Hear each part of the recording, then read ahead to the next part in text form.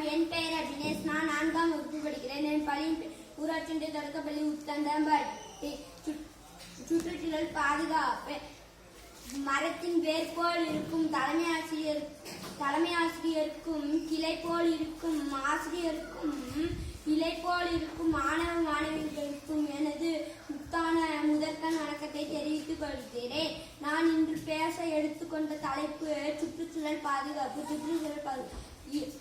இயற்கையை நேசிப்போம், செயற்கையுடன் வாழ வேண்டுமா என யோசிப்போம். பிளாஸ்டிக் வாங்காதே, நம் பூமி தாங்காதே, துணிப்பை எளிதானது, தூர எறிந்தால் உரமானது. பிளாஸ்டிக் அழகானது, தூர எறிந்தால் விஷமானது. ஆளுக்கு ஒரு மரம் வளர்ப்போம், சுத்தமான காற்றை சுவாசிப்போம். பசுமையான பூமி சிறந்த வாழ்க்கை, அதை அழிக்க வேண்டாம்.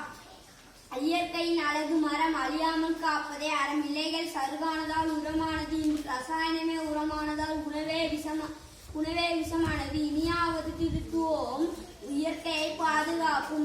மரம் நடுவோம், மழை பெறுவோம்.